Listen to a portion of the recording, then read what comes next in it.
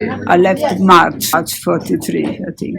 Was it 43 or 44? I don't recall. I was still with my parents. We went through a lot of selection, but I lost my little sister. They took away my sister. She was only 8.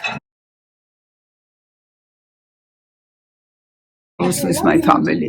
As long as I was with my family, that was important for me. And my feeling had said nothing will happen to me. I believe in it. That we survive. But I'm the only one. No, there's a chair there. Yes. I wanted to leave. Listen, I was very young. How old were you? When the war started, I was 14, actually 14, and then the 9th of September, it was my birthday, and I was 15. So I didn't finish my school, of course. I still had to stop because the Jewish school, they closed. I could have gone to private classes, but they said they would kill the teacher and the children. So my father said, no, I don't want you to take a chance. I believe that I will leave, yes. You must understand that my parents pushed me out. I didn't say goodbye to them. They did something. At the time I was working in a factory for Germans. And my uncle was director of improvisation of ghetto. And he had connection, and Professor Rengenblum, the boss came to meet at work. Probably that was arranged with my parents. They wanted me. They thought, if nobody will survive, they think that Alicia will. They believe in me. I was very difficult. I wanted to be Polish. I didn't want to be Jewish. I wasn't easy. And when war started, my father didn't feel well. Suddenly I grew up. I grew up to that extent that I was mature. I looked after my father. I looked after my mother. I was very young. But, I was mature suddenly. I wanted to study medicine. I was always dreaming. And ghetto, it was a special course for young people. The professor, because of the religion, some Christian professor who belonged to Jewish faith were sent back to ghetto. You know that. You heard about it. So we had a course for sort of young people to learn future medicine, but like nurses or something. And I went even to a section of a body. That was very interesting. And that was that. I would like my family to be happy. And they had a difficult time. I was very lucky. I got married, and I had a very understanding husband. Very nice man. He was married for 53 years. But in the end, he was ill. And I looked after him for 11 years. I was pushing his chair, I was taking him to the theater, to cinema, everywhere, because I wanted him to live and to enjoy life. My family has such a position that had a connection with the Irish side, a certain position, and that was a contact that took me. That I could go to the other side, otherwise it was impossible. We still had money. Wanted to live. I was good to people. And people liked me. Which was very important. Even the Poles, they all liked me.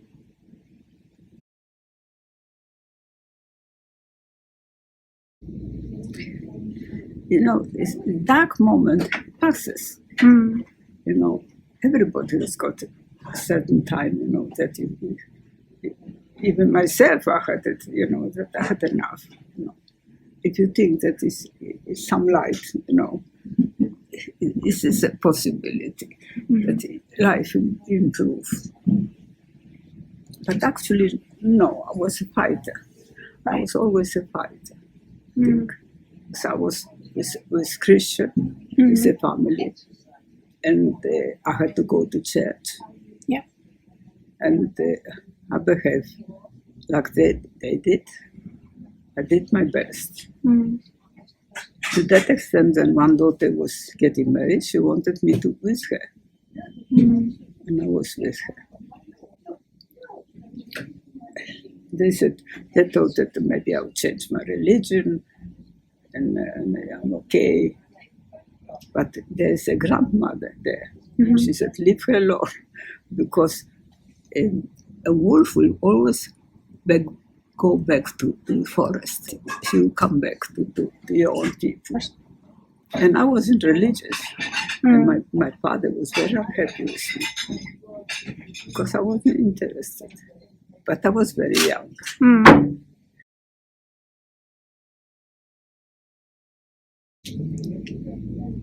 It's a funny thing. After all that experience, for last everybody said, what can be God? If He allowed such wonderful people to be killed, I can't believe it. But, if I'm in danger, I said, please God help me. Automatically it comes to me. But I'm not religious. I belong to synagogue because I want to have a grave next to my husband. But the funny thing that my grandson is religious.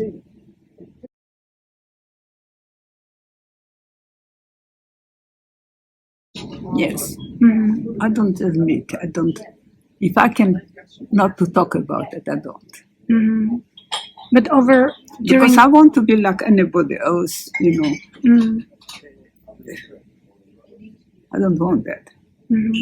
With my own children, I don't want it. I don't make myself such a victim. I don't want it. I'm here, and I'm like anybody else.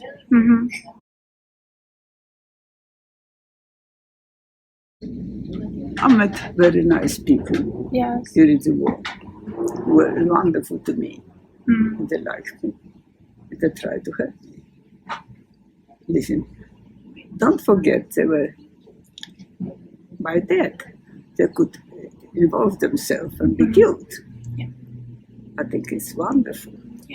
I don't admit that I don't know if I could do it. Having a family, I could endanger my family. So that very few people do it.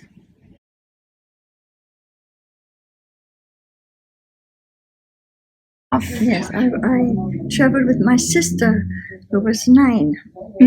1 hour is older than me. Yes. And we left Berlin. Yes. Somebody took us to the train, and we went to Frankfurt, where my grandparents lived. Yes. And I don't remember them at all. Don't remember them. We stayed there for maybe a few days, and somebody took us back on the train to go to Boulogne, where my other grandparents lived.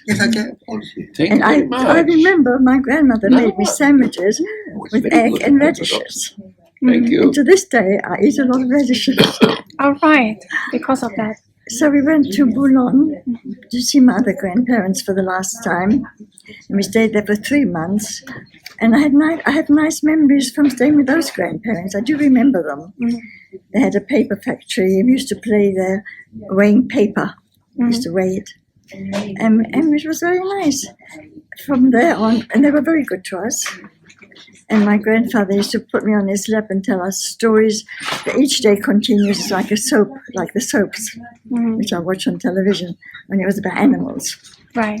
So he made the stories up as he went along. They're all true stories. So it's very true. And from there we went to England, to London.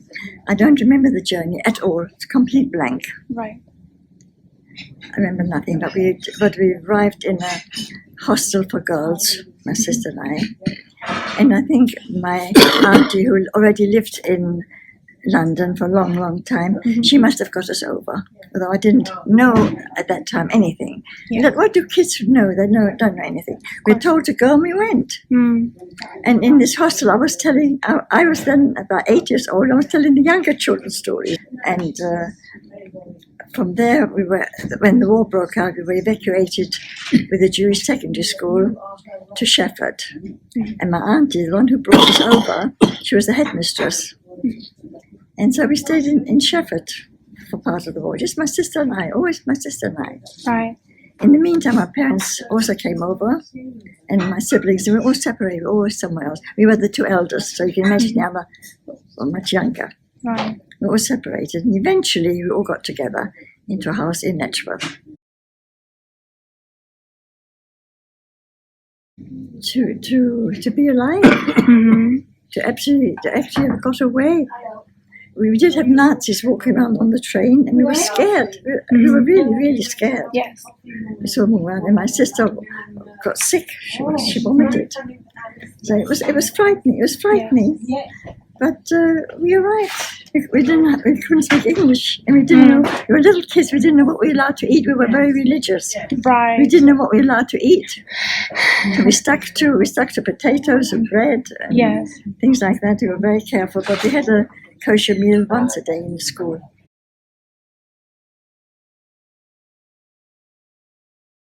Came Yes. with my mother and with my brother Yeah. and also with my grandmother, but not with my father. Mother managed to get an au pair. You know what au pair is? Au pair Yes, yes. permit. She got an au pair permit and has two children, and her grandmother was able to go on that same permit, and that's how we got to London.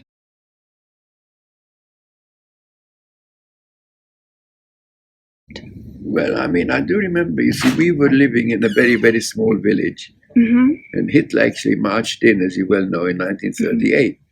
In 1938, we were literally thrown out because we were very good terms, you know, with the people in the village. But they had took the opportunity. They said, look, this belongs to us now. Pack a suitcase and go. So where can one go just like that? Pack a suitcase and go. So we went to Vienna, the capital. And of course, we lived in Vienna for 1 year, from 38 to 39. When Hitler was already there, obviously, it wasn't very pleasant. But somehow we managed to get through it. And as I said, we know on the 1st of May, we arrived in England.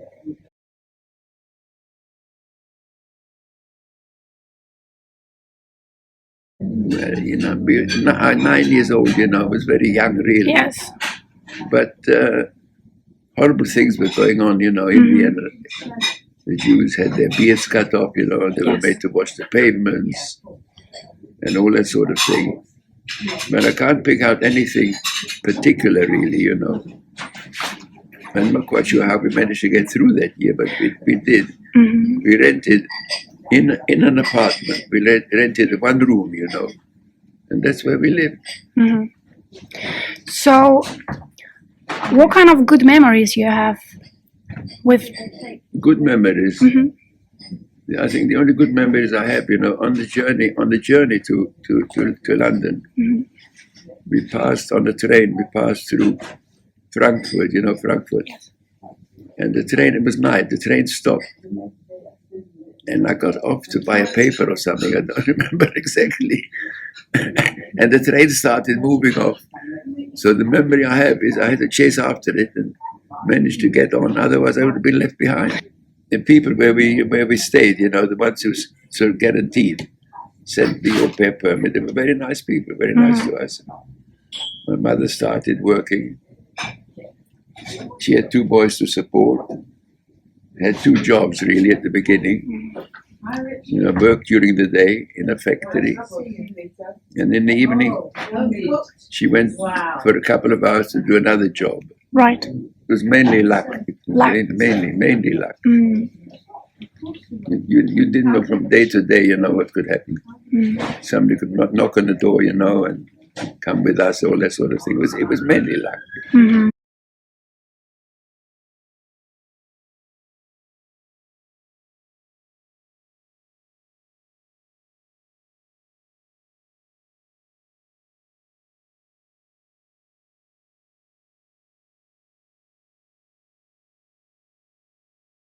Well, I remember that my brother went to synagogue every morning, on that morning too, and as he drove to the synagogue, he noticed there was something quite. In fact, he saw a fire engine.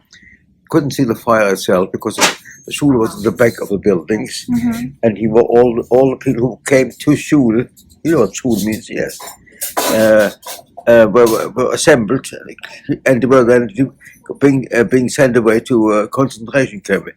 So when he saw this, he just turned around and went back to his mother and told her what's going on at the synagogue. And she said, we had no indication or that this was Kristallnacht was taking place. This was the first we heard of it. And she said to him, "Put on your working suit," because he was already a young worker. Go to a building site to find yourself a day job, and towards 6 in the evening, phone up to ask, is our machine or is his machine ready? And if the machine is ready, it's safe to come home. And if it's not ready, we'll tell you so. So when he rang about 6ish, she said to him, the machine is not quite ready, which wouldn't be long, because around about that very time, the German propaganda minister called Goebbels came to the wireless and said, "See, people, we've overdone it today. The world is up in arms, and drop all anti-Semitic activities." So soon afterwards, he came home. Then that same morning, the Gestapo came to our house because my father wasn't amongst those arrested, and asked my mother what happened. Where's your husband? She said, "I'm afraid he's gone on a business trip." So that's all right. Which train did he take? So she said he took a 6:30 to so and so. So the Gestapo replied, "That's quite all right, madam.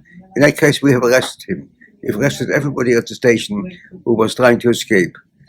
In fact, my father, not knowing a thing, went through the barrier as normal and came to the other end, came to his Goyish contact, and they said to him, "Mr. Meshuggah."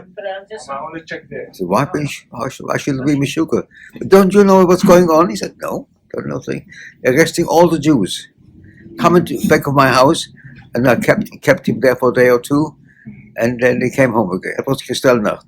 Then during the day, my parents sent me as an innocent child on the street to find out what's going on, and I came back and told her that all the Jewish shops had been burgled, the windows broken. That's why they call it Kristallnacht. It's not really Kristall, but it's window nacht or Glasnacht, but for some reason they called it window nacht. And I came across one assembly of people, and they were looking all up towards an old lady. He was calling out from the window, "They're coming, they're coming." They're breaking my door. They said, "But don't bother. Why don't you just jump down? We'll catch you." Of course, you couldn't do that. And I saw that, turned around and went back to my parents and told her what's going on. That was Kristallnacht. Then, as you know, in Parliament, they tried to arrange that a certain amount of Jewish refugees could come to England, or would be taken into Palestine. And the English government, not wanting to annoy the Arabs, said, "We can't do that, but we can take 10,000 children, and children only, to England." And then they started arranging Kindertransports, and at about weekly or fortnightly intervals, about 50 to 75 children came. So you were one of them? I was one of them. There were not enough Jewish offers to take in the Jewish children, and some went to kosher families, which from our point of view is a bit sad. But the economic situation in this country wasn't all that good, and there were not enough Jewish families available, so some children were actually billeted with kosher families. I would just say I didn't suffer badly from the anti-Semitism.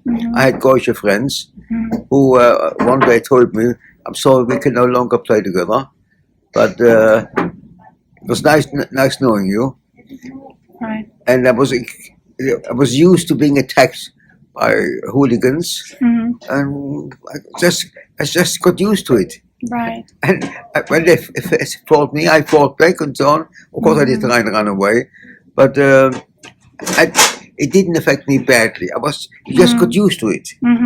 Kindertransfers were arranged. It so happened that my parents applied to send. I've got had a brother, an older brother.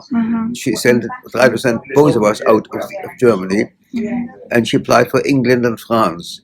Right. The French permit came sooner. And so they sent me off to France in the transport. My brother wasn't eligible, and about 2 or 3 weeks later, the English permit came. So it was his turn to go, and my parents arranged that I would try and catch that transport in Holland at a certain time and a certain day, date, and relatives put a little gadget onto me and to tell people I'm traveling from a little town in France towards Paris. In Paris, an uncle would pick me up, would take me across to Belgium, and another uncle would take me from Belgium into Holland. So it was necessary. Of course. And when I came to the appointed place, I was told, I'm sorry, they've left. They're already on the ship, but we'll take a taxi and see whether we can still get you on the ship. And they managed that, and then my brother on the ship. If I had missed the transport, I couldn't have come to the next one, because you had to be on a list. Yes, of course. And anyway, I was fortunate enough to catch a transport.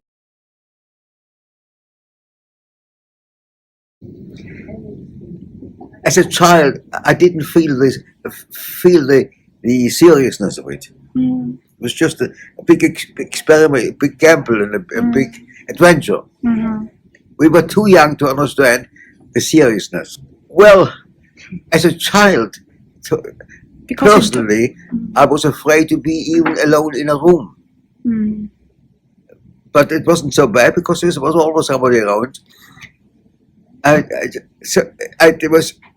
wasn't in any way willing to be alone. When I came to England, I said to myself, my dear boy, you'll have to stop that.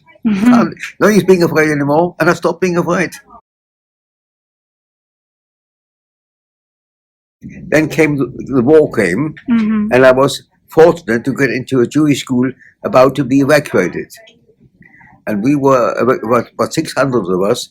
This school was evacuated to a village called Sheffield, and I was one of them. And we were lucky to be in and on that transport. And we spent there up to 5 years, depending on your age. When you reached your matriculation, or which was today is called O levels, you had to leave the school. So I was there nearly 4 years. But in my village school, there wasn't the educational facilities weren't so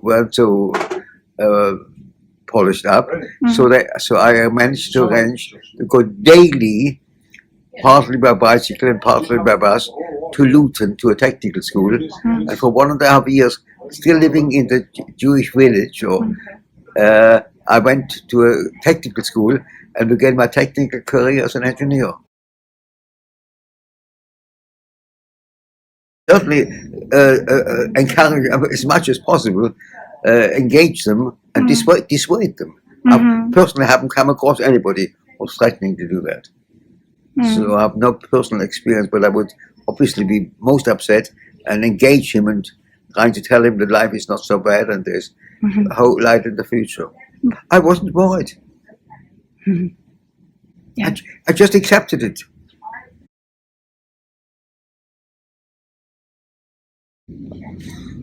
For the first year and a half, first year, my parents still wrote to me from Germany.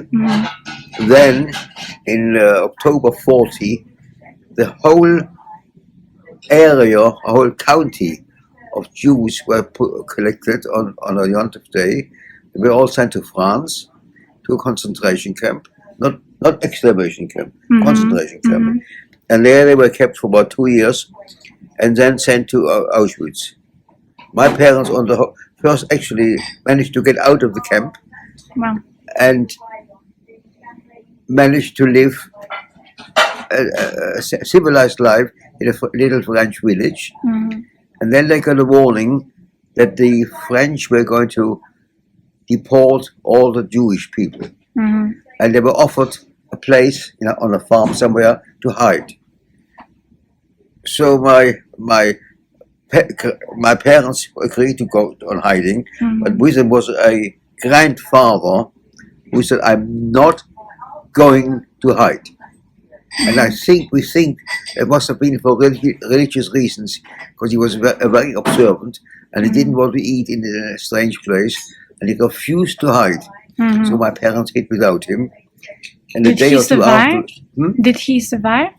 No, and I'll tell you in a moment. A day or two afterwards, my mother said to my father, "I have to go home to see how my father is," my grandfather. And no sooner did she get there, she was picked up on the spot and taken away. And when she didn't come back, my father decided, I can't stay on my own. Went to the police station to report, "My wife is missing." And they asked his name, and they said, "Yes, Mrs. Kaufman has been arrested, but we didn't arrest you, and as far as you're concerned, you're free to go, do what you please." And he said, no, I'm not going without my wife. And they said, "Well, you can come, join your wife, but it's not against you, it's not in your interest." So I'm not a bit concerned, I'm not going to stay without my wife, and that's the last we know of them. Of course, you might immediately ask, how would you know this? And because somebody, a cousin of mine, for reasons I don't fully understand, managed to overhear this conversation and managed to tell it to me after the war. That's how we know what happened to my parents. I went to a Jewish yeshiva college later on, and Rabbi Habi, he was a great man, young man, under 30 still of age, and he fetched over children before the war in his own private kindertransport, of which I wasn't, because I came to an official one. But he brought over his own children, and was the principal of the school which ran the Shepherd School. But he was in charge of the school, and these 400 or 500 children led a Jewish life, and were lucky to have survived the war this way.